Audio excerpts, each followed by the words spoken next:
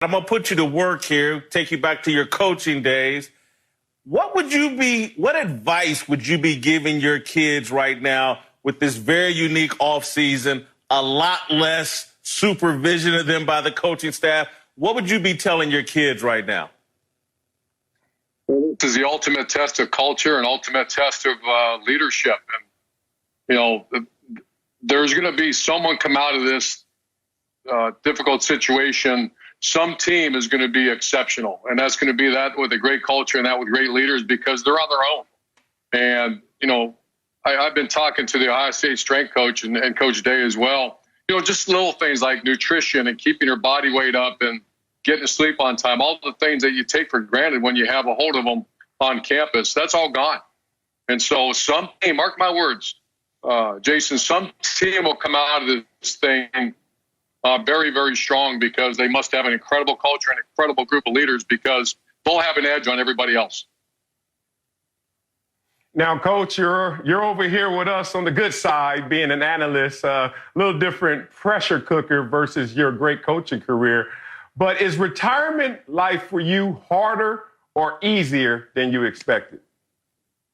I think it's much easier. I think, knowing that Ohio State's in great hands, it's been much easier. I miss certain things. I miss it dearly, but, and I think Fox has been a big part of that. I love my team at Fox, and I can't wait to get back with those guys, with Reggie and Matt and Brady Quinn and Rob Stone. So I've learned this new life. I appreciate this new life. I appreciate time. I appreciate family, all things that were kind of hard to find those kind of times. Now, your name is always going to be out there in terms of coaching opportunities, even at the NFL level. There were talks this offseason of you potentially being the Cowboys coach. Any truth to those rumors, and were you interested? If you remember, that all started when Colin asked me a question about the coach at Oklahoma, Lincoln Riley, and asked me about the job. And I think, I made comments like the New York Yankees. It's an iconic brand. It's America's team. They happen to be loaded with athletes, and he kind of caught me off guard. But there was nothing real to that, no substance. I was never contacted, but I just have great respect, like any football coach of the Dallas would have of the Dallas Cowboys. All right, listen, Urban, I'm a huge critic of the sports media, despite being a member of the sports media.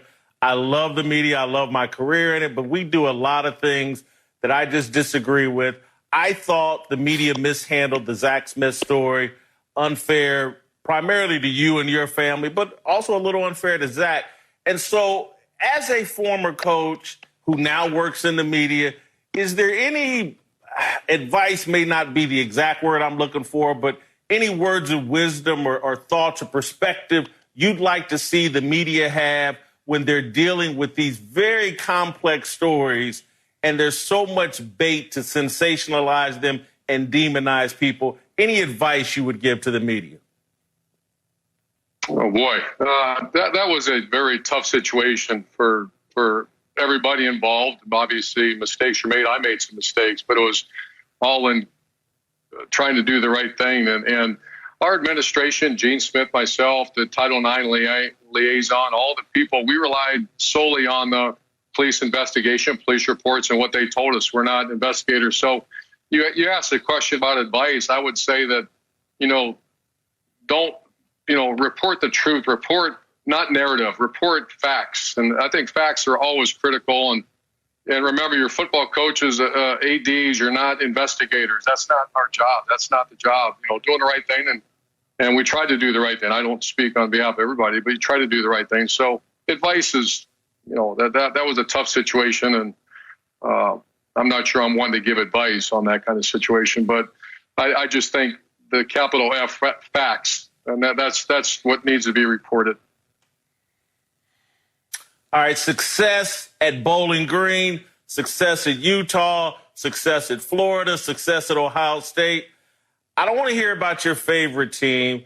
I want to know, which team do you think you did your best work at? Because to me, like Ohio State, that kind of recruits yourself. The Bosa brothers, Chase Young. To me, what you did at Bowling Green, I played in the MAC, was amazing. What was Urban Meyer's best work as a head coach?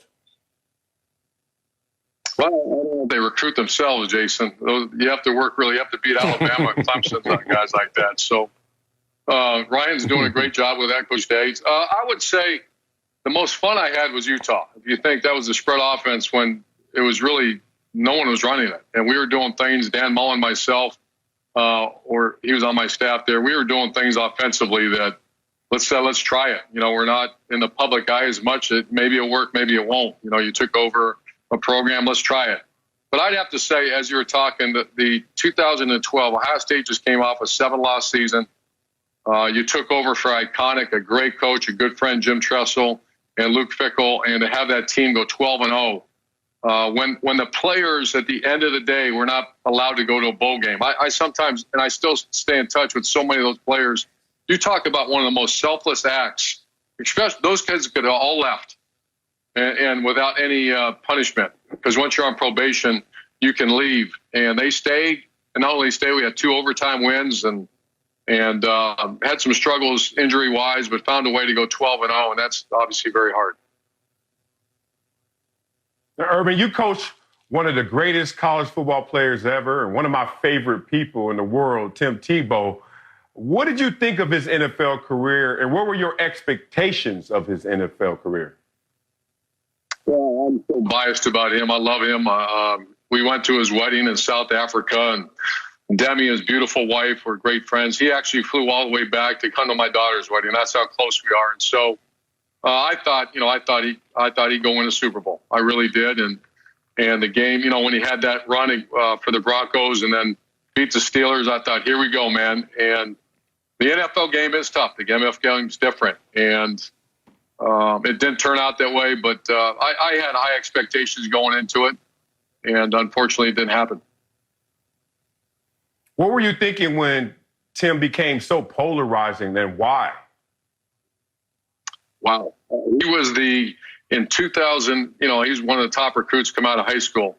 I remember it well, obviously. And then 2006, we won the national title, and he's the golden child. 2007, he wins the Heisman. 2008, we won the national championship. And then I remember the pressure and the intense scrutiny that was the first time I really witnessed that, not only on myself, but also on an athlete. And, you know, Tim's a Superman. He's a competitive guy, and I felt it. I saw it. I felt it on the team. And I think his lifestyle, the fact that he's a strong Christian and there's no hypocrisy whatsoever. He is what he is, and he's open about it. And he wears his feelings on his sleeve. You know, that time he gave the speech after that tough loss in 2008, you know, you wish at the time, I was like, man, I wish he wouldn't have done that. And he did. And as a result, I knew that had a big impact on our team. So what makes him so polarizing? He's a person that we all look up to, that we all want to be like. And at times, sometimes I guess that attracts people, but it also creates some negativity at times, which I be honest, I don't understand that. And let's talk about 2 other quarterbacks, Joe Burrow and Tua, that are coming out this year. Put your analyst evaluator hat on. Which one you think is the better NFL prospect?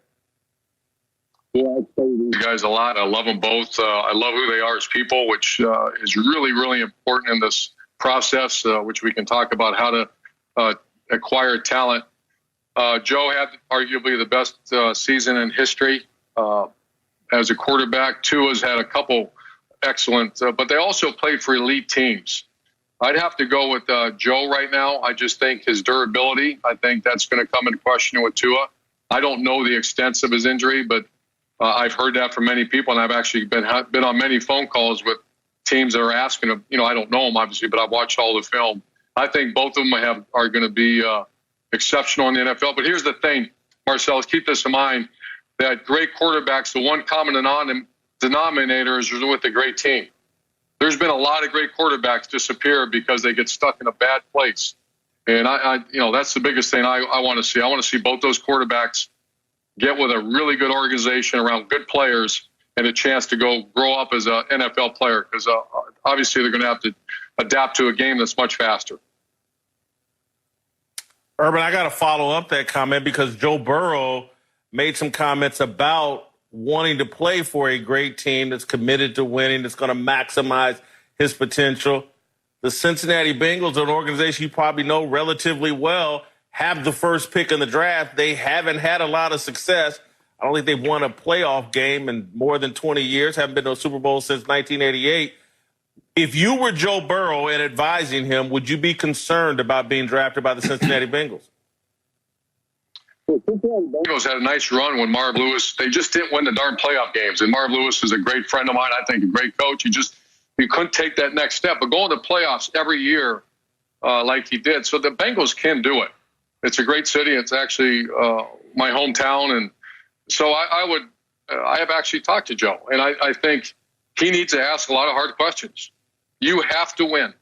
At the end of the day, Joe Burrow has to win, and Joe Burrow cannot do it by himself. So he has to, I don't like to use the word demand, but he's carrying all the cards right now, and he needs to go. Can you win at Cincinnati? You absolutely can win at Cincinnati.